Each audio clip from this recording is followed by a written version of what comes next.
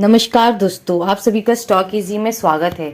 दोस्तों, आज हम जिस स्टॉक के रेड फ्लैग के बारे में बात करने वाले हैं उसके बारे में सबसे पहले हमने अपने वेबसाइट पे अपलोड किया था, वो भी बहुत महीने मतलब कुछ महीने पहले हो सकता है। तो हाँ, 2025 में हमने यहाँ पे इस स्टॉक के बारे में बात किया था।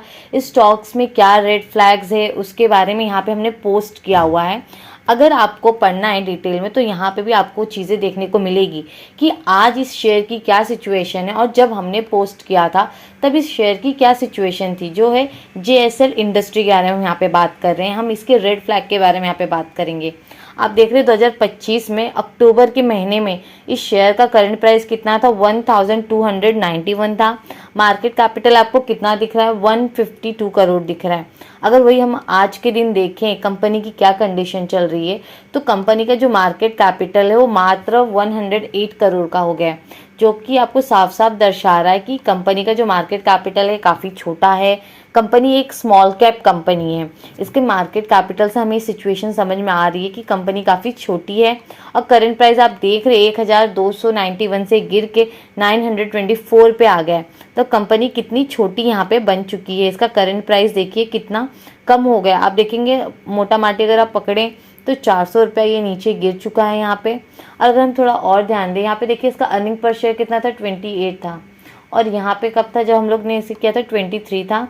और स्टॉक का पी देखिए 54 था और आज के दिन देखिए कितना है, 33। यानी ये पहले से कम यहाँ पे अट्रैक्टिव बन गया है। स्टॉक पी यहाँ पे कम हो रहा है, मतलब लोग कम इंटरेस्टेड हो रहे हैं। देखिए प्राइस तो गिर ही रहा है लेकिन की अर्निंग्स कुछ यहाँ पे ज़्यादा बढ़ी नहीं है जिसकी वजह से स्टॉक पी के पी पे ये ज़्यादा इम्पैक्ट करें।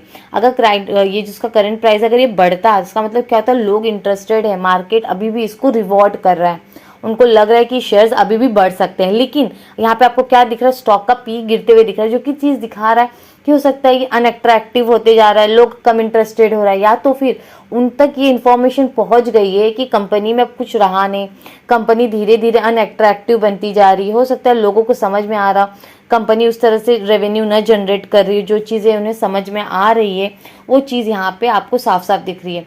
लेकिन हम किसी एक नंबर्स को देख के इस डिसीजन पे नहीं जाएंगे कंपनी इस समय अच्छी है या बुरी, या फिर कंपनी वीक है या फिर स्ट्रॉन्ग। हम इसको पूरे फाइनेंशियली एकदम अच्छे से एनालाइज करेंगे, तब हम अपने डिसीजंस लेंगे कि स्टॉक में हमें इन्वेस्ट करना चाहिए या नहीं।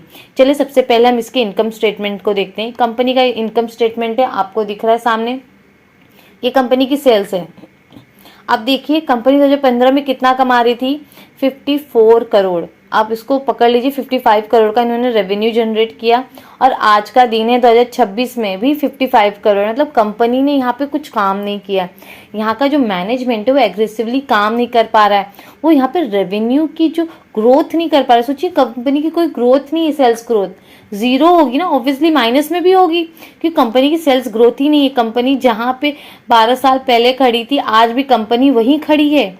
क्या मतलब वो ऐसे स्टॉक्स में इन्वेस्ट करके, क्या आपको लगता है ऐसे स्टॉक्स आपको पैसा बना के दे पाएंगे? बहुत ज़्यादा मुश्किल है ऐसे स्टॉक्स का पैसा बना के देना आपके लिए, क्योंकि ऐसे स्टॉक जब वो सोचिए रेवेन्यू बनाने में जब वो असमर्थ है तो आज क्या कर पाएगा? क्या उसके अंदर ये कैपेबिलिटी है कि वो आगे चल के आपके फ्यूचर में ग्रो करें? बहुत ज़्यादा मुश्किल है ऐसे स्टॉक्स का ग्रो करना। सोचिए ये रेवेन्यू नहीं जनरेट कर पा रहा है। अब देखिए इसकी यहाँ पे ऑपरेटिंग प्रॉफिट को देखिए, देख रहे हो वो एक रेंज में कभी 2 करोड़ कंपनी कमा रही है, कभी 4 करोड़ कमा रही है। क्या कोई कमाई है, कोई बिजनेस? अगर चलिए मान लीजिए यही इनका बिजनेस है, इससे ज़्यादा ग्रो नहीं कर पा रहे, तो ये भी बात सही है कि कंपनी का जो करंट प्राइस है वो डिजर्व नहीं कर रहे हैं ना। करंट प्राइस 924 है, क्या वो डिजर्व कर रहे हैं इतना ज़्यादा ओवर वैल्यूड? क्या कंपनी मात्र वो चिल्लर जैसे पैसे कमाएगी और फिर क्या वो इतना ज़्यादा करंट प्राइस डिजर्व करते हैं? मार्केट में इससे ज़्यादा अच्छे स्टॉक्स है जो अच्छे खासे रेवेन्यू जनरेट करें और उनका करंट प्राइस अभी ये नहीं है, वो यहाँ तक नहीं पहुँच पाए हैं। तो ये तो साफ साफ दिख रहा हो सकता है मैनिपुलेट करके प्राइस को ऊपर लेके गए हो, ये भी चीज़ें बहुत ज़्यादा पॉसिबिलिटी यहाँ पे हो सकती है। आप देखिए कंपनी का ऑपरेटिंग प्रॉफिट क्या है, 4 करोड़ है। और अदर इनकम कितना है कंपनी का, ये देखिए अदर इनकम कभी 5 करोड़ कमा रही, कभी 2 करोड़, यानी कि वो 50% मतलब 50-50 हो रहा है। ये 4 करोड़ 5 करोड़, बताइए मतलब वो अपने कोर बिजनेस से जितना नहीं कमा पा रही है, वहाँ पे तो अदर इनकम अच्छा कमा रही है, इनका अदर इनकम अच्छा चल रहा है यहाँ पर। ये चीज़ें आपको साफ यहाँ पे दिख रही होंगी। आप देखिए थोड़ा हम नीचे आएंगे, हम यहाँ पे इनके बैलेंस शीट पे भी नजर देंगे कि बैलेंस शीट में क्या चल रहा है। देखिए सबसे पहली बात तो ये है, अगर इनका अदर इनकम इतना कमजोर दिख रहा है तो बैलेंस शीट से ज्यादा उम्मीद नहीं किया जा सकता, क्योंकि क्या हो रहा है जब ये रेवेन्यू नहीं जनरेट कर पा रहे तो और चीजों की आप उम्मीद नहीं रख सकते ना इनसे। देखिए इनके रिजर्व्स हैं, रिजर्व्स कंटिन्यू बढ़ रहे हैं। जिस तरह रिजर्व कंटिन्यू बढ़ रहे हैं थोड़े थोड़े करके, वैसे रेवेन्यू पे भी तो काम कर सकते थे, अपने रेवेन्यू को भी तो कंटिन्यू बढ़ा सकते थे, उसके अंदर ग्रोथ कर सकते थे, लेकिन नहीं। अगर आप देखेंगे तो इन्होंने अपने बोरोइंग्स को कम किया, इस समय 2 करोड़ के आसपास इनका यहाँ पे जो है बोरोइंग्स यानी कि डेट है। और कंपनी की फिक्स असेट को देखिए, कंपनी फिक्स असेट भी नहीं, यानी कि कैपेक्स कर ही नहीं रही है। आप सोचिए अगर फ्यूचर में इनको ग्रो करना है उसके लिए क्या करना होगा, उनको आज तो कैपेक्स करना होगा, आज तो खर्चे करने होंगे, जो कि ये कर ही नहीं रहे हैं। जब तक ये कैपेक्स नहीं करेंगे, खर्चे नहीं करेंगे, जब तक इन्वेस्टमेंट नहीं करेंगे, तो कैसे बिजनेस आगे ग्रो करेगा। ये भी सोचने वाली बात है ना। जब आपको तो आगे बढ़ना होगा ना, आपको इन्वेस्ट करना होगा, कैपेक्स करना होगा, तभी तो बिजनेस आगे बढ़ेगी। ये चीज़ तो यहाँ पे हो ही नहीं रहा है।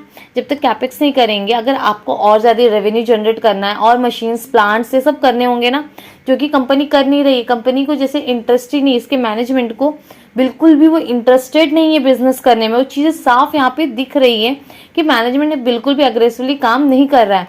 अगर आप देखेंगे तो यहाँ पे इनका कैश फ्लो नेगेटिव में है। आपको दिख रहा है कैश फ्लो किस तरह नेगेटिव, मतलब बहुत टाइम से कंपनी, अगर आप देखेंगे 2015 से लेकर 2025 तक देखिए, पूरा 10 साल पकड़िए, कंपनी नेगेटिव में रही है। कभी 1 करोड़ कमा रही, कभी 1 करोड़ से कम, मतलब company most of the time अपने पॉकेट से पैसा लगा के बिजनेस कर रही है।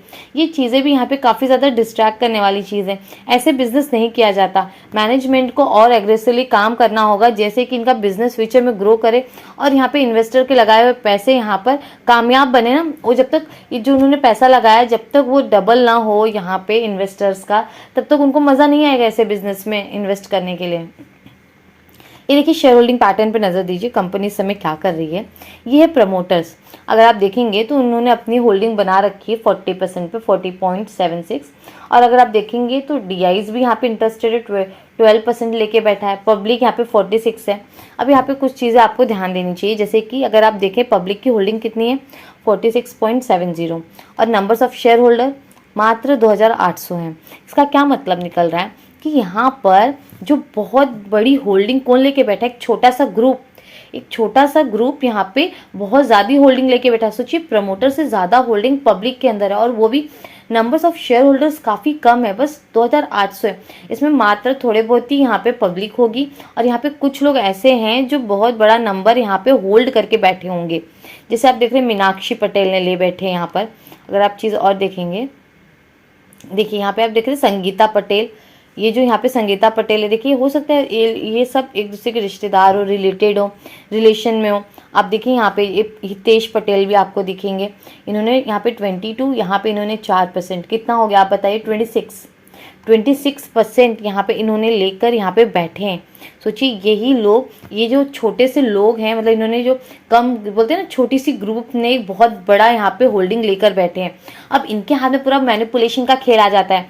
अब यहाँ पे शेयर होल्डर्स और ये हो सकते हैं ये मिलकर प्राइस को मैनिपुलेट करते हो। अगर हम देखेंगे कुछ थोड़ा चार्ट में भी जाके देखते हैं, चार्ट में किस तरह यहाँ पे परफॉर्म कर रहे हैं। ये रहा चार्ट। अगर हम इसका लाइफ टाइम हाई देखें कंपनी का कितना रहा है, देखते हैं यहाँ पे, और 2700 के आसपास ये इसका ये हाई है।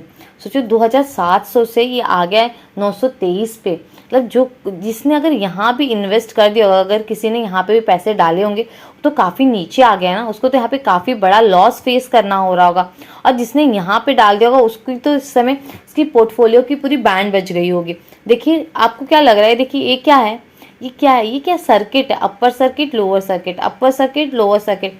क्या आपको ऐसे स्टॉक में इन्वेस्ट करना चाहिए जो कि पूरा सिचुएशन अगर आप देखेंगे प्रमोटर्स और इनके हाथ में चल रहा है। अगर आप पब्लिक में देखेंगे तो पब्लिक में आपको देखने को मिलेगा कि जो यहाँ पे म्यूचुअल फंड्स वगैरह जो होते हैं, इंश्योरेंस वगैरह, तो वो यहाँ पे इन्वेस्ट करते हैं। इनडायरेक्टली यहाँ भी पब्लिक का ही पैसा होता है।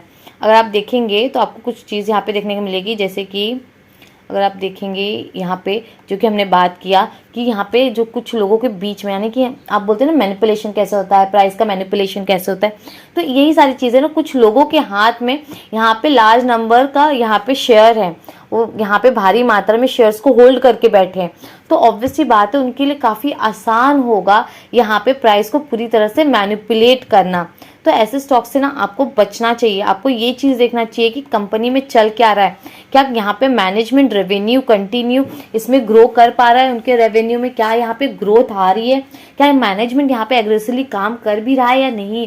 और आपको उनके मार्जिन्स को भी चेक करना है, कंपनी के मार्जिन्स यहाँ पे क्या है, कंपनी के ऑपरेटिंग प्रॉफिट क्या है, कंपनी का जो कोर बिजनेस है, यानी कि ये जो सेक्शन होता है पूरा कोर बिजनेस होता है, उससे कितना कमा रही है, क्या कोर बिजनेस से वो अपना इंटरेस्ट भरने में समर्थ है कि उसे अदर इनकम की ज़रूरत पड़ रही है। ये भी चीज़ आपको ध्यान देनी चाहिए। सारी चीज़ों को आपको बिल्कुल भी अवॉइड नहीं करना है। अगर आपको कंपनी में रेड फ्लैग दिखता है ना, तो आप उसको पकड़ के रखिए, देखिए उस रेड फ्लैग का आपके स्टॉक पे कितना इम्पैक्ट पड़ रहा है, क्या फ्यूचर में वो इसको हार्म कर सकती है, आपके प्रॉफिट को नुकसान पहुंचा सकती है कि नहीं। ये सारी चीज़ों को आपको देखना चाहिए। बिल्कुल भी इन चीज़ों को ना आप इग्नोर मत करिए। अगर आप इग्नोर करेंगे तो आप मान लीजिए आप अपने पैसे से हाथ धो बैठेंगे। ये देखिए हमने 2025 में इसको हमने यहाँ पे पोस्ट किया था, और अगर आज के दिन देखेंगे तो प्राइस काफ़ी ज़्यादा गिर चुकी है, क्योंकि यहाँ पे अगर आप देखेंगे तो अपर सर्किट लग रहा है या तो फिर लोअर सर्किट यहाँ पे लग रहा है। तो दोस्तों आज के लिए यहीं रुकते हैं। अगर वीडियो आपको यूज़फुल लगा है तो लाइक कमेंट सब्सक्राइब ज़रूर करें।